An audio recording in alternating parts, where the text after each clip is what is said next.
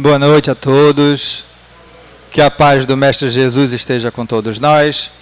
Sejam bem-vindos à nossa casa para mais uma noite de palestra pública, mais uma noite de reunião, em que aqui nos reunimos em nome do Cristo para aprender um pouco mais sobre o Evangelho. Hoje temos a grata satisfação de contar com a colaboração da nossa querida e sócia, irmã Ana Veloso, trabalhadora da Federação Espírita Pernambucana, trazendo para nós o tema Jesus, o Príncipe da Paz. Vamos fazer a nossa prece para o início da nossa atividade da noite. Vamos elevar o nosso pensamento ao alto. Querido Mestre Jesus, querido irmão e mentor Moacir, te agradecemos por mais uma vez abrires as portas dessa casa de oração e de trabalho para todos nós que aqui nos encontramos, encarnados e desencarnados. Que o que aqui hoje será ministrado possa nos auxiliar a entender um pouco mais essa nossa jornada, nos auxilie a entender as nossas dores, os nossos sofrimentos e as nossas lutas. Que possamos ter no Teu Evangelho, querido irmão Jesus, o lenitivo e a bússola para encontrar o caminho correto para a salvação e para a evolução espiritual e moral. Que Deus nos abençoe, que o Mestre Jesus ilumine os nossos caminhos hoje e sempre. Que assim seja. E assim, meus queridos, com a permissão da espiritualidade amiga, damos por iniciada a nossa atividade da noite. Passo a palavra agora à minha querida irmã Ana. Pode ficar à vontade.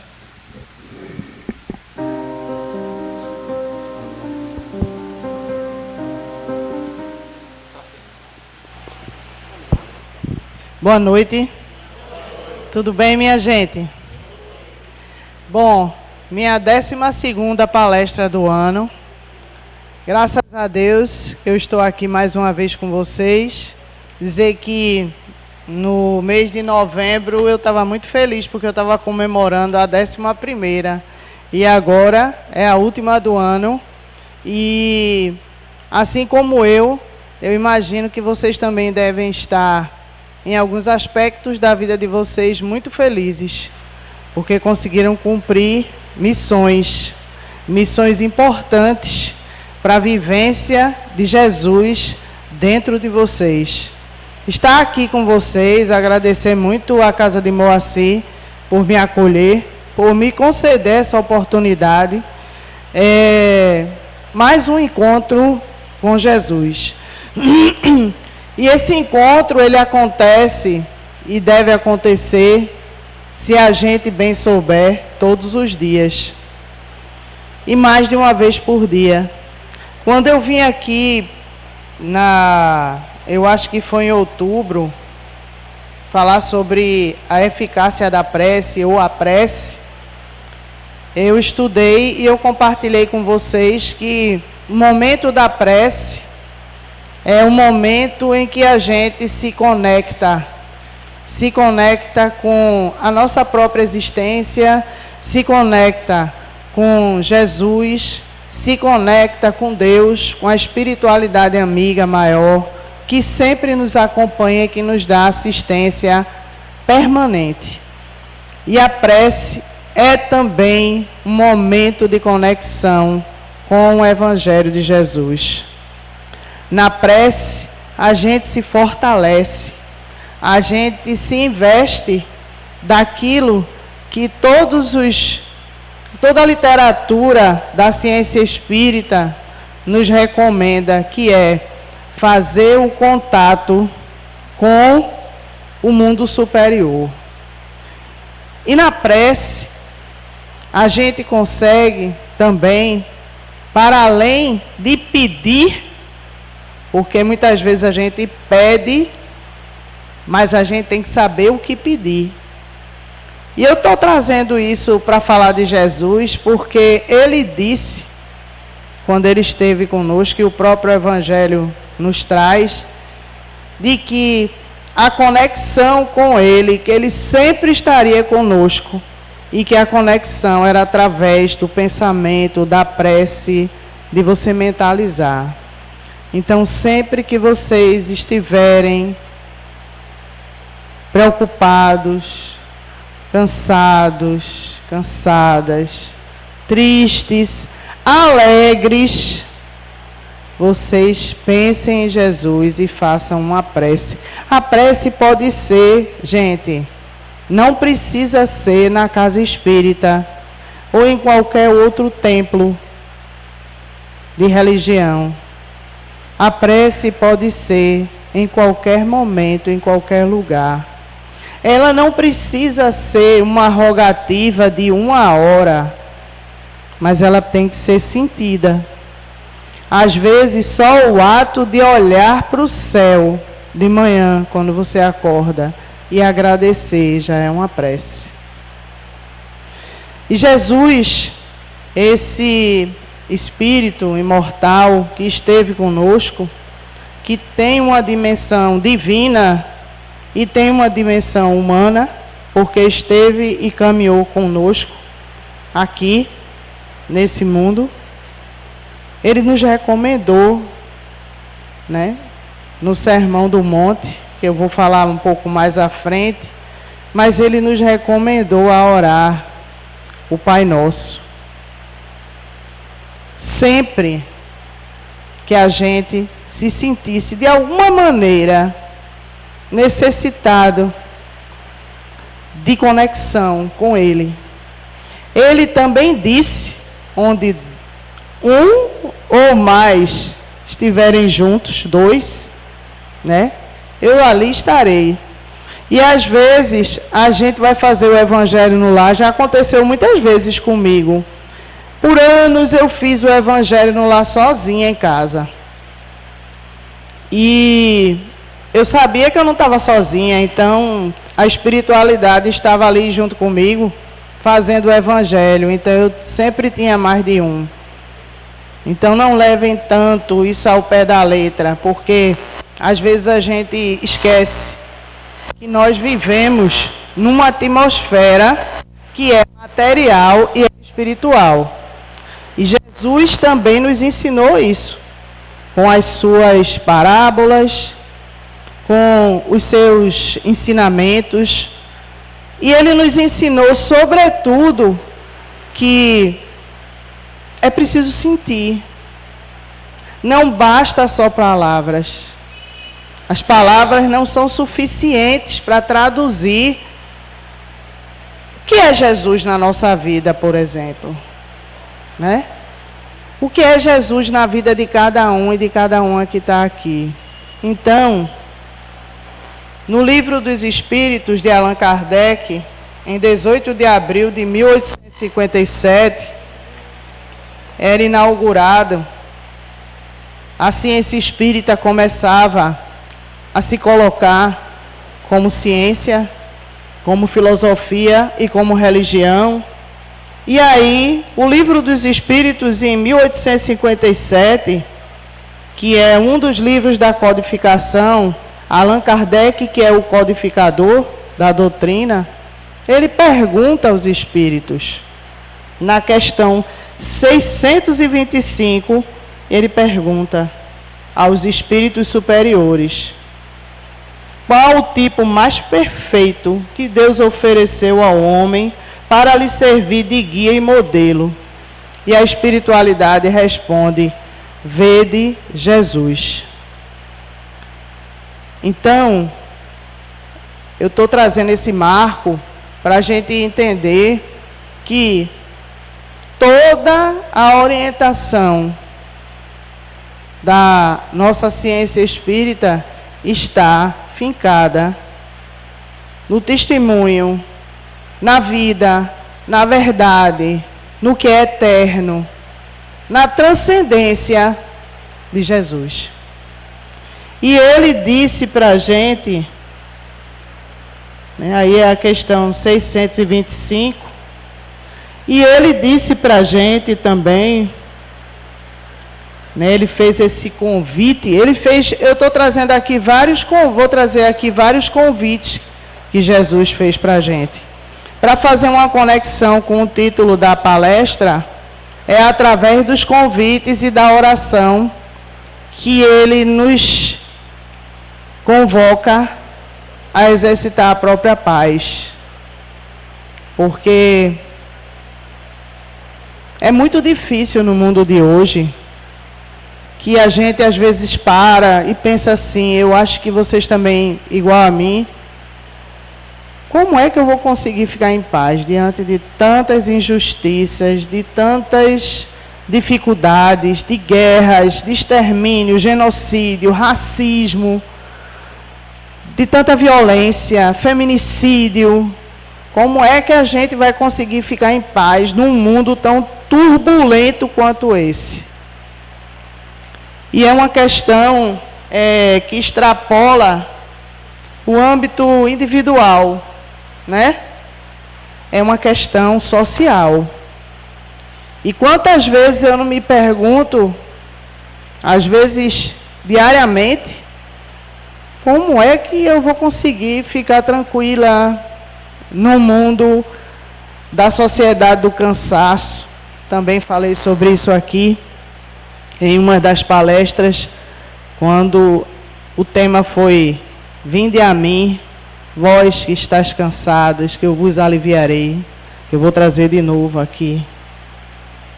E eu falava dessa sociedade turbulenta, conflituosa, bélica, mas ao mesmo tempo a gente precisa buscar esse equilíbrio, essa paz interior, da consciência tranquila de que a gente está fazendo a nossa parte o melhor possível, caminhando ainda para a nossa própria evolução.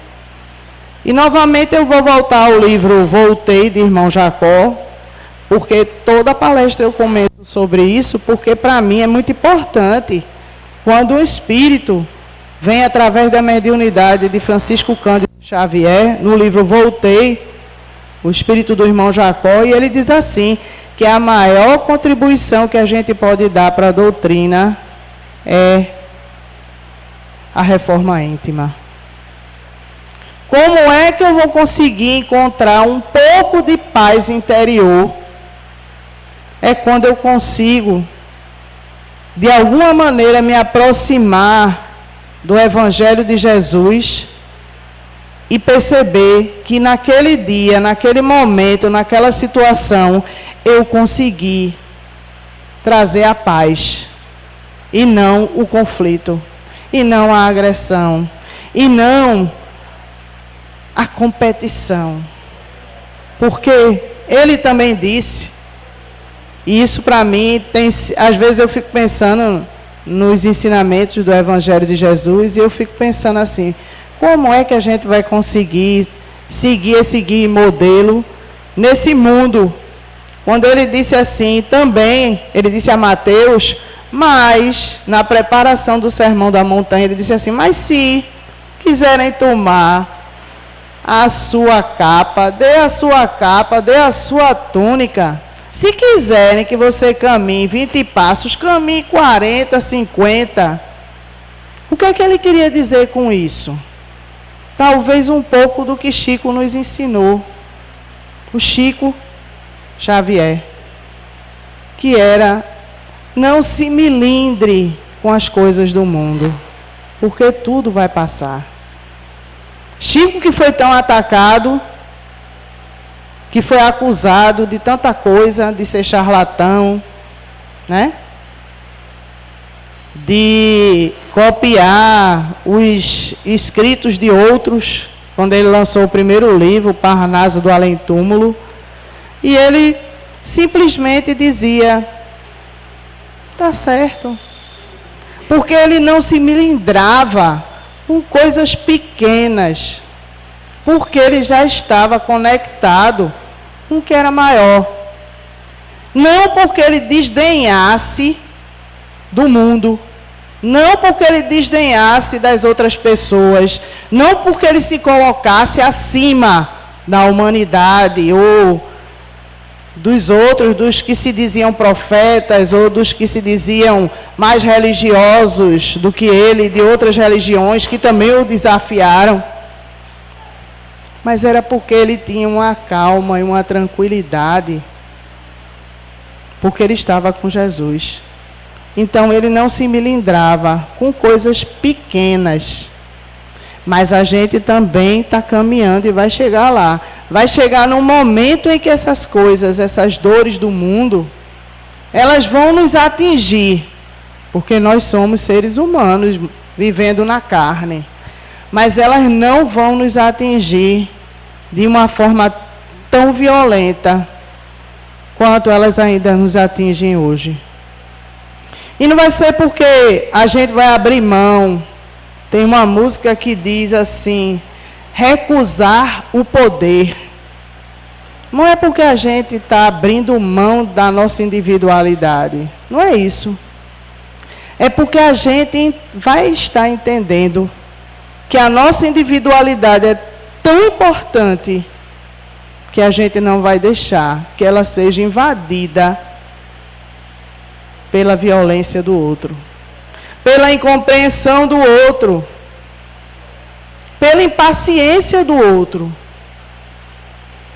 Porque a gente vai estar em sintonia com o alto. Em determinados momentos da nossa vida, a gente vai ter que recorrer a Jesus. E o pior, ou o melhor, aí vocês escolhem, é que às vezes a gente só recorre a Ele no último caso. Quando a gente está numa situação limite. Sabe aquela coisa assim? Ah, eu não aguento mais, agora eu não aguento mais, já fiz de tudo. Agora eu vou pedir, eu vou rezar, eu vou orar. Né? Quantas histórias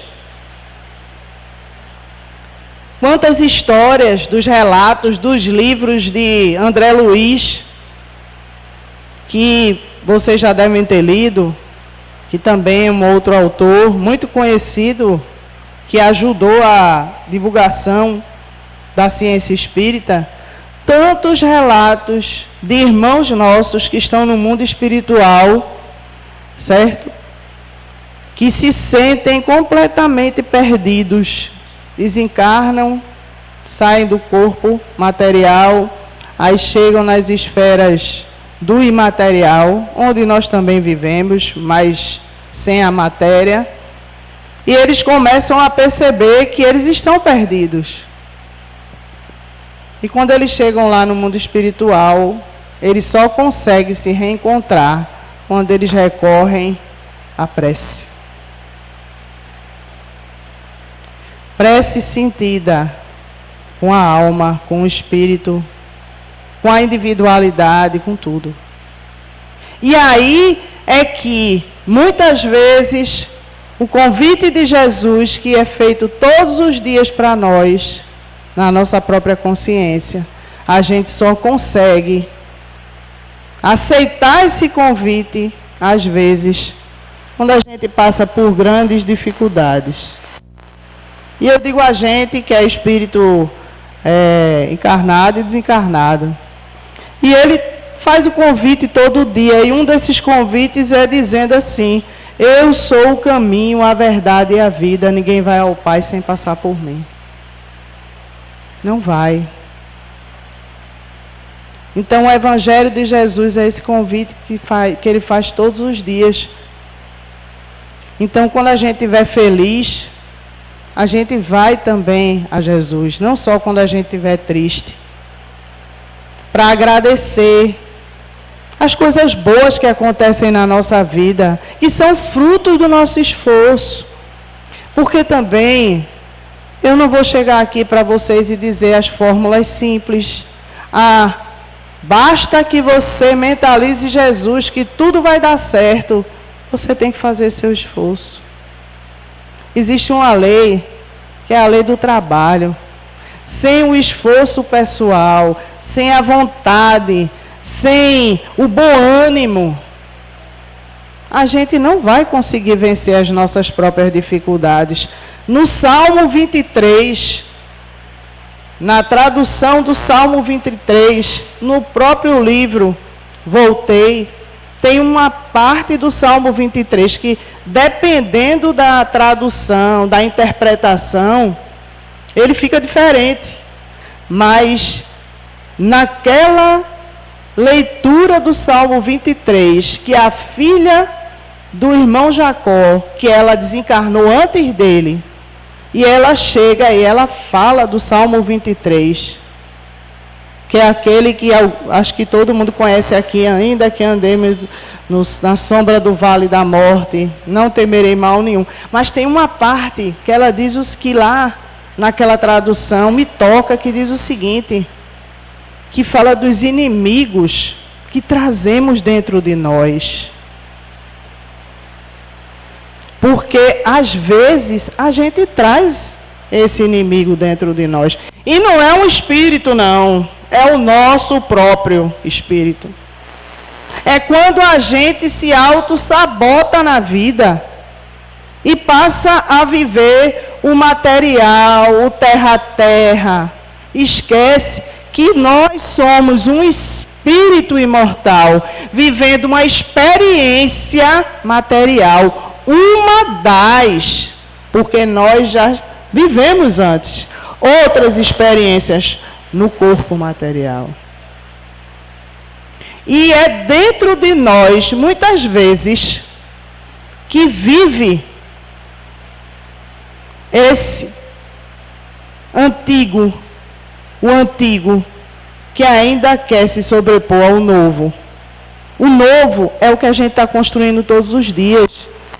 Que a gente construiu em 2025, quando a gente entendeu que a gente precisa recorrer, estar e viver o Evangelho de Jesus. E precisa sentir.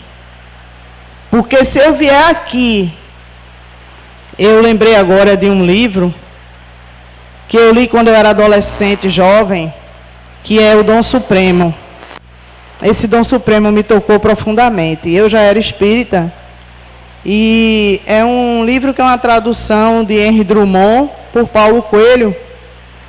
E ele nada mais é do que um comentário, né, da carta de Paulo aos Coríntios, quando ele diz: ainda que eu falasse a língua dos homens e dos anjos, se eu não tiver amor, se eu não tiver caridade, nada eu sei, nada eu serei.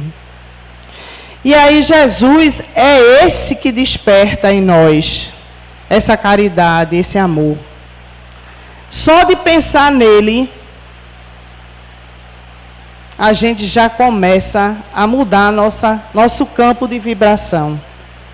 Quando ele disse, meu reino não é deste mundo, ele quis dizer o seguinte, que foi perguntado, né? Pilatos, se não me engano, pergunta a ele, mas você é rei? O que é que você é? Qual é o seu reino? E ele responde que o reino dele não é deste mundo.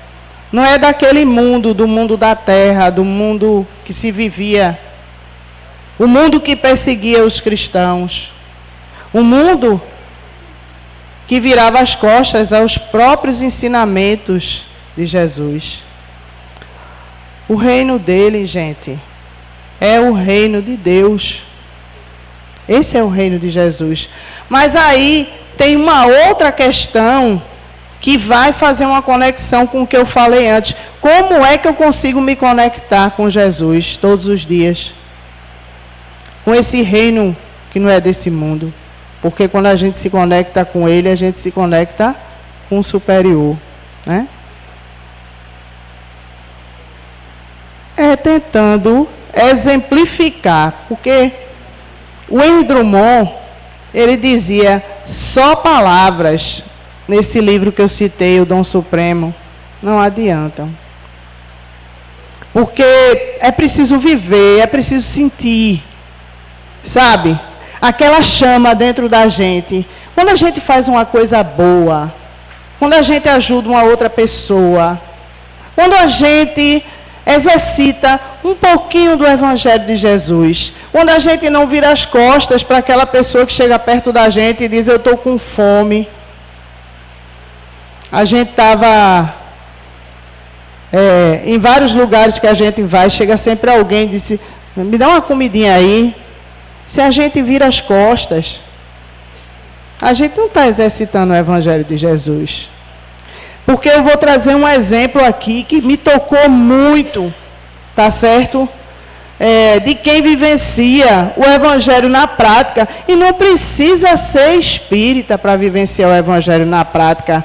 O cristianismo traz para a gente vários exemplos antes da existência do espiritismo enquanto ciência, digamos assim, sistematizado.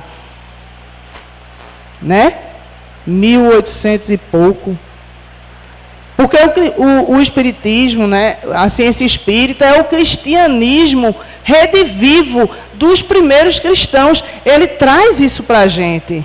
E é por isso que a gente não pode dar as costas quando chega uma pessoa junto da gente e diz assim, estou com fome. Eu vou trazer o exemplo de uma senhora, em 2022 ou foi 2023, teve, ainda na pandemia, aconteceu uma enchente muito grande no Recife, foi muita chuva. E uma das coisas que me chamou muita atenção, porque, veja, Jesus, é o Evangelho ali sendo exercitado. Eu não quero saber qual era a religião dela. Ela podia ter qualquer religião, ou religião nenhuma. Mas ela disse, eu vi uma senhora dizendo o seguinte, muita gente desabrigada, desalojada, que perdeu casa, que perdeu tudo. E tinha uma senhora que tinha 2 famílias na casa dela, e ela é uma pessoa humilde, moradora da periferia da região metropolitana do Recife. E essa senhora disse, e a repórter perguntava a ela assim, mas essas pessoas estão na sua casa? Quantas pessoas tem na sua casa? Ela disse, 2 famílias, eu acolhi. Aí a repórter perguntou, mas como? Ela disse, eu estou aqui dividindo tudo que eu tenho com eles. Porque podia ter sido eu. Não foi a minha casa, mas foi a casa deles. E a senhora conhecia essas pessoas? Assim, vizinhos, assim, conhecia assim, né? Da rua. Quem é que faz o que essa senhora fez? Que exemplo de Jesus na prática ela estava dando ali? Amai a Deus sobre todas as coisas e amai ao próximo como a ti mesmo. Mais um exemplo vivo. Porque nesse mundo turbulento que eu falei, a gente precisa se apegar aos exemplos positivos, porque existem. Se a gente fosse apegar só às contradições, a gente vai viver o tempo todo girando e vibrando numa energia de tristeza. E Jesus era alegre, minha gente. Jesus tinha uma alegria interior. E ele disse no Evangelho, ele quer que a gente seja feliz. Felicidade relativa, porque a felicidade real, completa, não é deste mundo. Mas a gente pode ter momentos em que a vivência do Evangelho vai fazer com que a gente se sinta em paz. Ah, Ana, você quer que a gente fique alienado da realidade? De jeito nenhum. De jeito nenhum. Até porque, se a gente for ficar alienado da realidade, a gente vai estar indo de encontro ao Evangelho. Porque fora da caridade não há salvação. Quem pratica a caridade não pode ser uma pessoa alienada.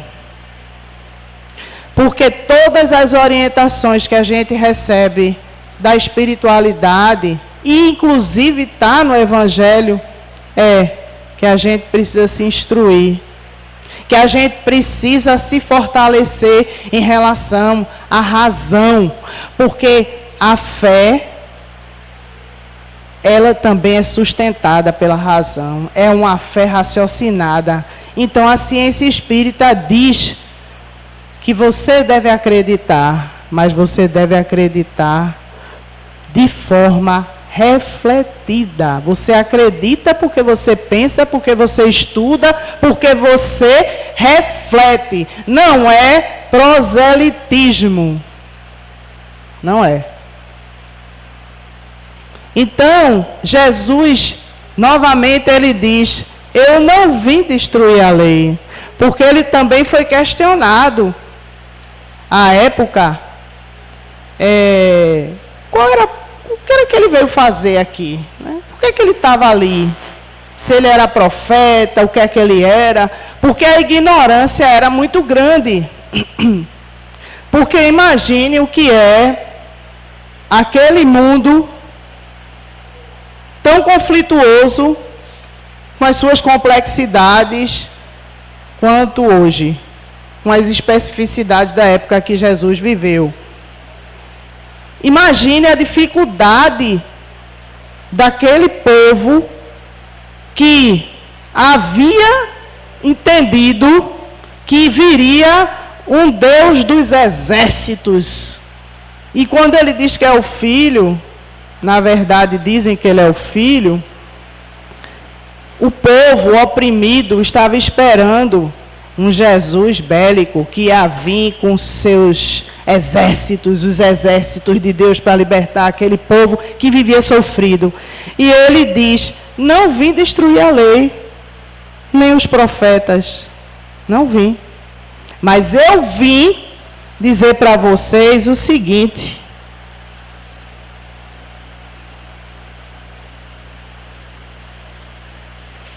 que eu não vim para ser servido, eu vim para servir. Essa passagem é muito interessante porque Humberto de Campos, que é um dos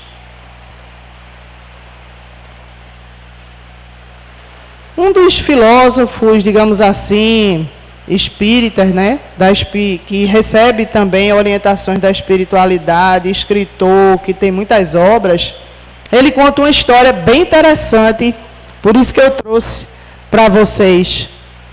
Ele diz que, em certo momento, Maria, a mãe de Jesus, ela estava muito feliz, porque ela estava orgulhosa, porque ele tinha 8 anos, e ele era extremamente inteligente, sagaz, um menino assim, brilhante.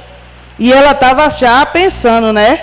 Porque naquela época, as crianças muito avançadas, digamos assim, os pais pensavam logo: vai ser doutor da lei, vai ser isso, vai ser aquilo. E naquela época não tinha tantas opções como hoje, que a gente pensa: vai ser astronauta, vai ser enfermeira, vai ser jornalista como eu, vai ser professor, vai ser isso. Não, era doutor da lei. E aí, Jesus, 8 anos de idade, ficava passando para cima e para baixo, porque ele ajudava o pai dele na carpintaria. Aí pegava os instrumentos pesados. E isso é a espiritualidade que conta essa história via Humberto de Campos. E em certo momento, Maria fica pensando, né? Ele vai passando um instrumento bem pesado para levar para a carpintaria para ficar com o pai José. Porque tem uma outra passagem, fazendo uma pequena adendo, que Maria chega para Jesus, até antes da entrada dele no Sermão do Monte, e ela diz assim: eu queria que seu pai estivesse aqui. Aí ele diz: qual deles?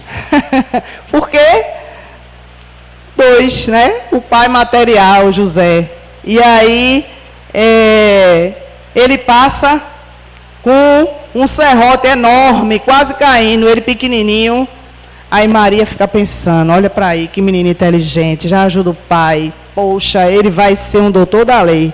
Aí ele olha para ela com 8 anos e diz assim: minha mãe, não sonhe para mim as coisas do mundo, porque eu não vim para o mundo para ser servido, mas para servir.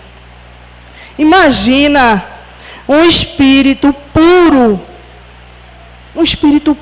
que passou pela terra.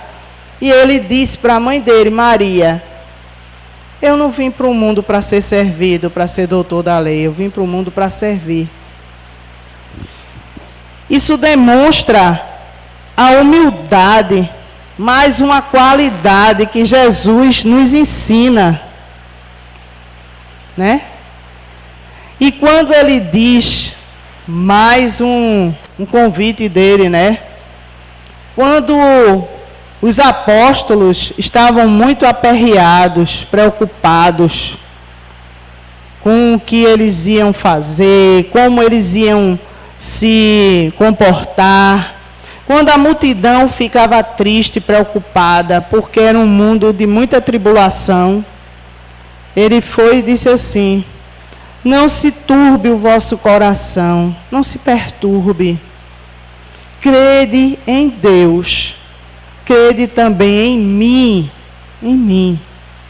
Há muitas moradas na casa do meu Pai. Se assim não fosse, já eu vos teria dito, pois me vou para vos preparar o lugar. Eles estavam preocupados, né, com a segurança de Jesus, quando ele já estava no momento em que ele era muito perseguido. Não queriam deixar ele entrar nas cidades, etc. e tal. Era muito conflito.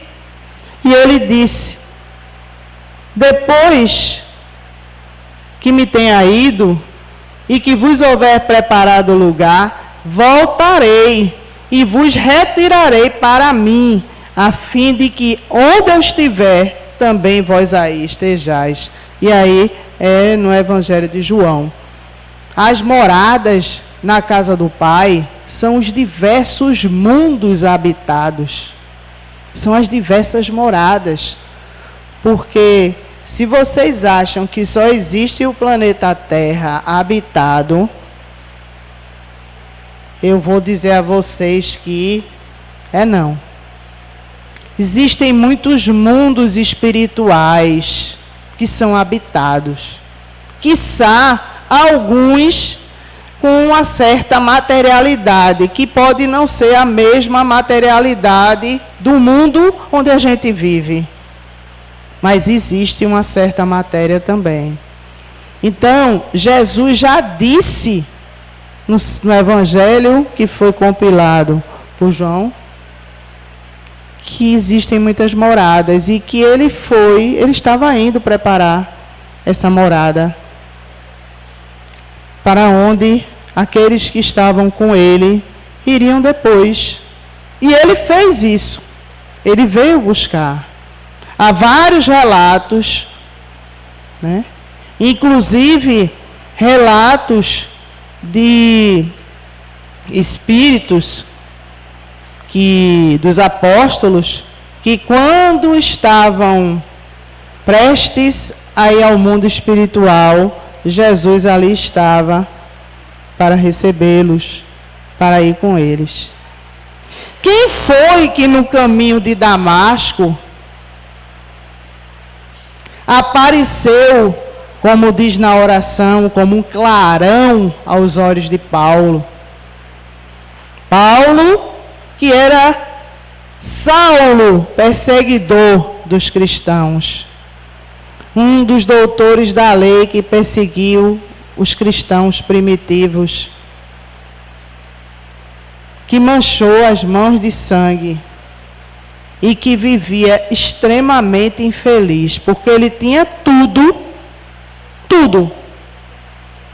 que um homem, doutor da lei, naquela época, depois de Cristo, poderia ter. Ele tinha dinheiro, ele tinha reputação, ele tinha poder, ele tinha prestígio, mas ele não tinha nada, porque ele não tinha a própria alma.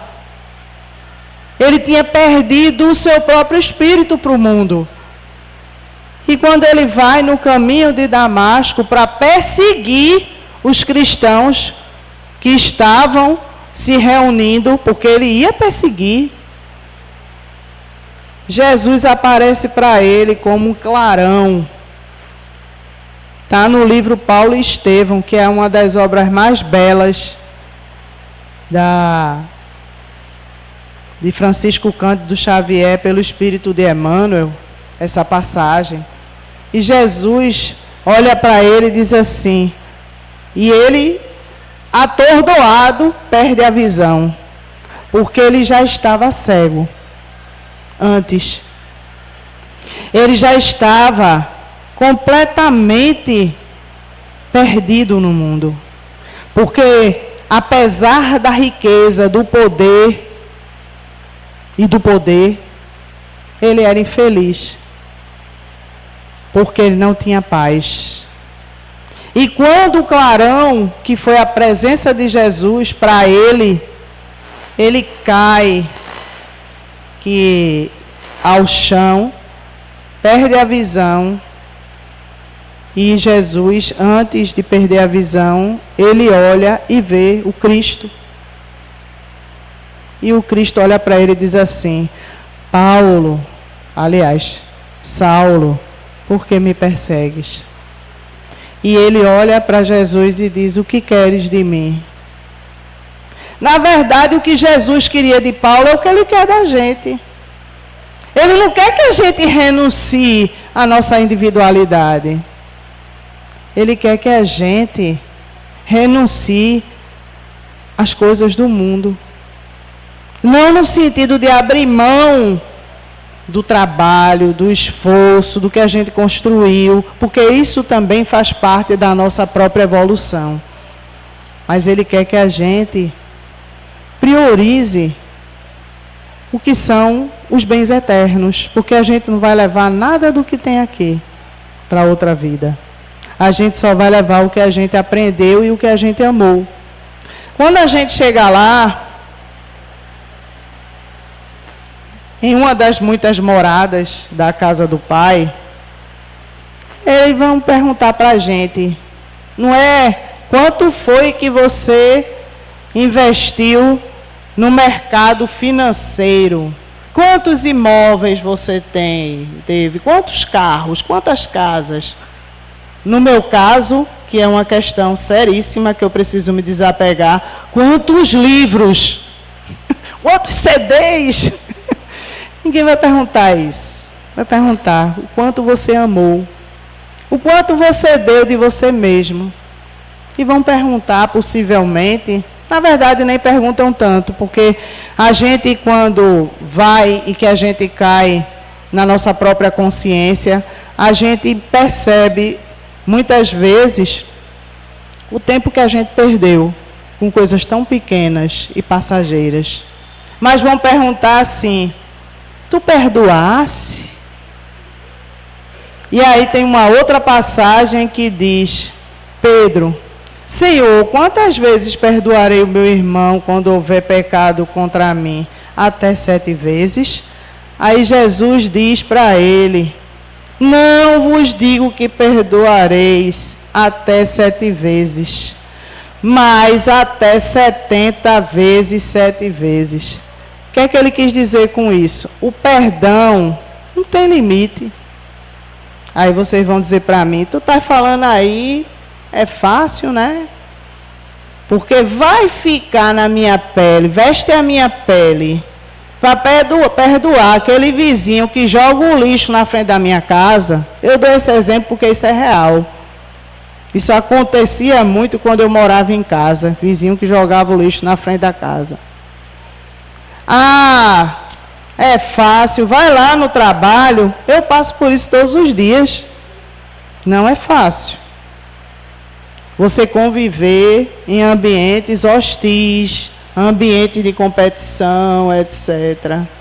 Mas você buscar perdoar. Agora tem um perdão, que eu também falei sobre isso aqui ao longo do ano, é uma retrospectiva, né? Das palestras. Tem um perdão que a gente esquece. A gente até consegue perdoar o outro, né? Devagarinho, pouco a pouco, a gente consegue perdoar. Às vezes demora. Porque a gente ainda tem muito orgulho, vaidade. E perdoar é muitas vezes abrir mão da vaidade e do orgulho. E é tão difícil para nós fazer isso.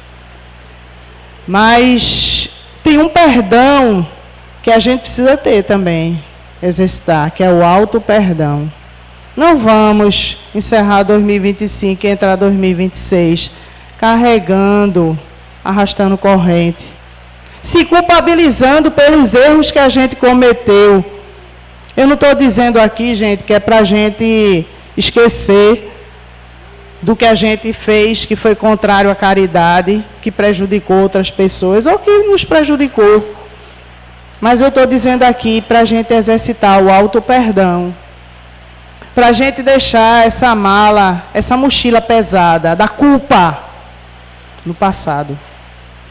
Porque imagine, quando Jesus apareceu para Paulo, se Paulo, que era Saulo, depois foi que ele virou Paulo, porque ele se converteu ao cristianismo, se ele tivesse se culpabilizado pelo que ele fez, pelo que ele perseguiu, pelos que ele mandou matar, esfolar, ele não teria sido um dos maiores divulgadores do Evangelho de Jesus.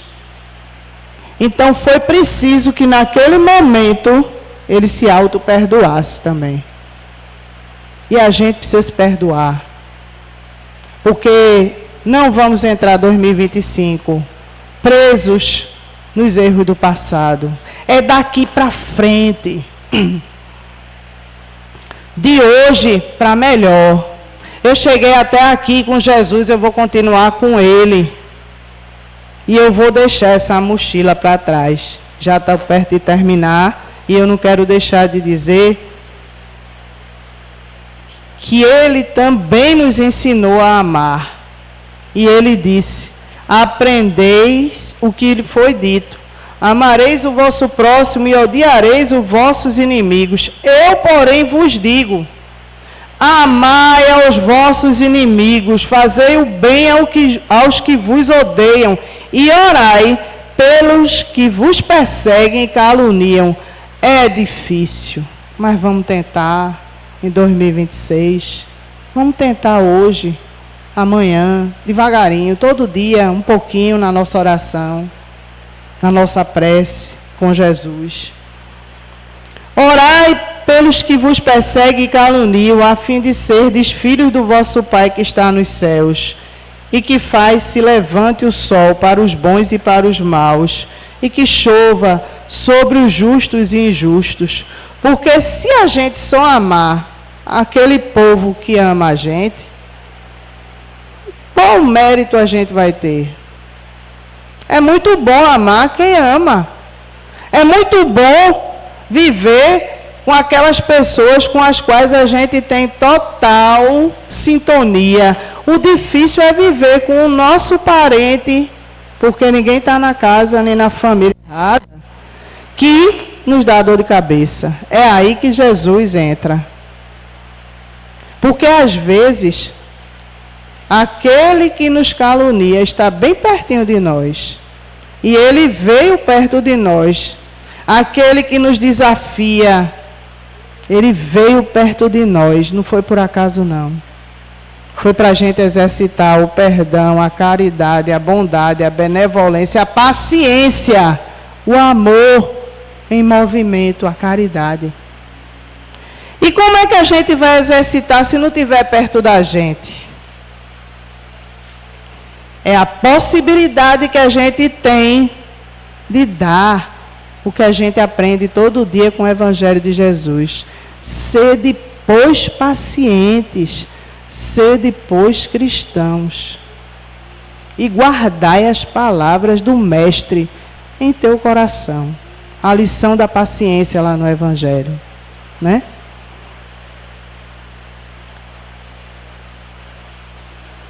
E aí, para a gente se encaminhar para o final, eu vou falar das bem-aventuranças do Sermão do Monte.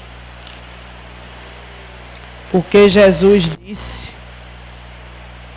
vós sois o sal da terra. O que é que ele quis dizer com isso?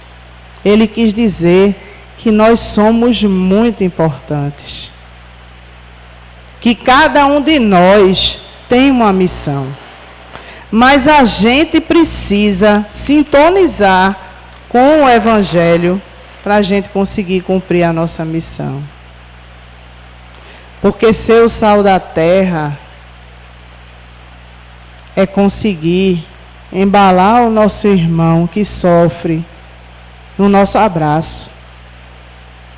é conseguir olhar aquele que é tão diferente de nós, que pensa diferente de nós, que até tem uma religião diferente da nossa. É olhar com amor, com respeito. É praticar o bem, independente da resposta. É às vezes pensar assim, mas rapaz, eu fui tão legal com fulano e ele é tão ingrato. Continue sendo. Não é porque você é besta não, porque o mundo diz isso pra gente. Seja besta não, viu? É não. É porque você vai ganhar muito exercendo o bem e a caridade o tempo todo. Às vezes a gente não consegue não, né? Eu também não consigo não. Eu sou igual a vocês. Eu fico com raiva. Eu fico triste. Mas no fundo, sempre tem uma vozinha que diz assim, deixa pra lá. Isso tudo vai passar. Pare de ser tão intransigente, seja mais paciente, que essas coisas são do mundo. E aí, no Sermão da Montanha, ele diz as bem-aventuranças. Elas todas estão no Evangelho. E ele diz assim, bem-aventurados os que choram, porque são aqueles em processo de crescimento que muitas vezes choram porque compreendem a dificuldade de crescer, de evoluir, de fazer a própria reforma íntima. Quantas vezes eu não chorei pensando, eu ainda não consigo acertar, mas me dê forças para eu continuar tentando. Bem-aventurados os mansos, são aqueles que trabalham o ego, aqueles como Chico, que não se melindram com qualquer coisa. Pisou no pé, a pessoa já dá um grito, né? Os mansos, eles trabalham a paz interior, e é essa paz que é a paz com Jesus. Bem-aventurados aqueles que têm fome e sede de justiça. São aqueles, gente, não são aqueles que querem fazer justiça e justiciamento com os outros, olhando um grãozinho no olho do outro sem ver a trava dentro do seu olho. São aqueles que querem exercer a verdade. Bem-aventurados os misericordiosos, que são aqueles que praticam o perdão, a misericórdia com os outros. Porque eles também querem. A gente quer que Deus seja misericordioso com a gente. Então a gente tem que ser misericordioso com o outro, praticar o perdão. Aqueles de puro coração, aqueles que têm intenções sinceras, que às vezes cometem equívocos, porque todo mundo comete, mas às vezes é sem intenção. E a gente precisa dar uma chance para aquela pessoa que às vezes pede perdão a você e você não dá chance. Ah, não, depois vai me ferir de novo. Eu compreendo, mas perdoe por dentro. Bem-aventurados os pacificadores, aqueles que buscam a paz, como Jesus buscava. Bem-aventurados os pobres de espírito, aqueles que têm a consciência da própria pequenez, os que são humildes de coração. Bem-aventurados os perseguidos por causa da justiça. São aqueles que, apesar do mundo estar contra eles, eles sabem que estão no caminho certo. Porque eles têm o Cristo como modelo, mestre e guia. E para a gente encerrar, eu vou ler da Vinha de Luz, né? Pelo Espírito de Emmanuel, naquele livrinho Vinha de Luz, quem tiver, tem a lição Paz do Mundo e Paz do Cristo, já dizendo para vocês que nesse Natal, nesse final de ano, que a gente consiga exercitar um pouco do Evangelho de Jesus, que a partir de hoje a gente consiga ter um pouquinho dessa paz dentro de nós, a paz que somente a compreensão de que a nossa função nesse mundo é servir, como foi a função dele. Como disse Emmanuel, em uma das suas obras, disse que Jesus nos deu esse exemplo de ser aquele espírito tão puro que só queria servir.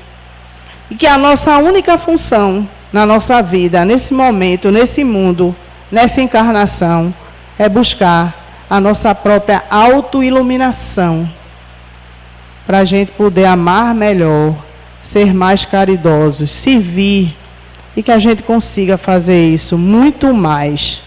A gente está no caminho. A gente está no caminho. E vamos continuar nele. E para encerrar, paz do mundo e paz do Cristo. Vinha de luz por Emmanuel. A paz vos deixo, minha paz vos dou. Não vou-la dou como o mundo dá, porque a paz de Jesus é diferente da paz do mundo. João, no Evangelho de João. É indispensável não confundir a paz do mundo com a paz do Cristo. A calma do plano inferior pode não passar de estacionamento. A serenidade das esferas mais altas significa trabalho divino, a caminho da luz imortal. O mundo consegue proporcionar muitos acordos e arranjos nesse terreno, mas somente o Senhor pode outorgar ao espírito a paz verdadeira. A paz verdadeira está com o Cristo. Nos círculos da carne, a paz das nações costuma representar o silêncio provisório das baionetas.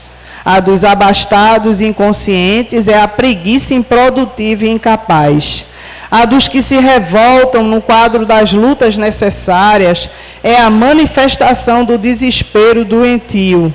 A dos ociosos sistemáticos é a fuga ao trabalho. A dos arbitrários é a satisfação dos próprios caprichos. A dos vaidosos é o aplauso da ignorância. A dos vingativos é a destruição dos adversários. A dos maus é a vitória da crueldade. A dos negociantes sagazes é a exploração inferior.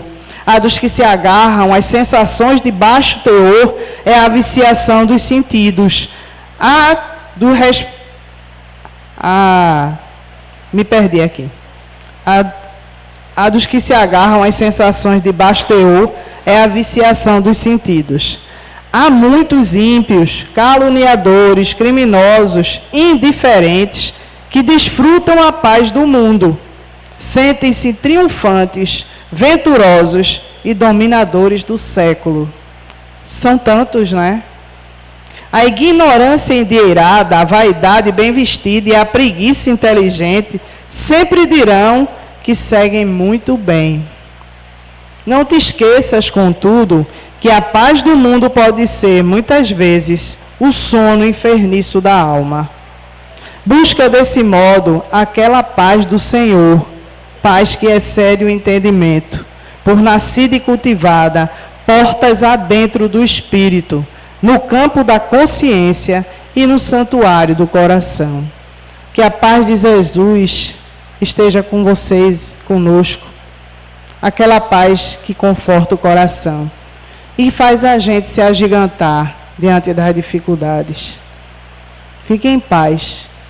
Um ano de 2026 com muito amor, muita caridade, paciência e exercício do Evangelho de Jesus todos os dias.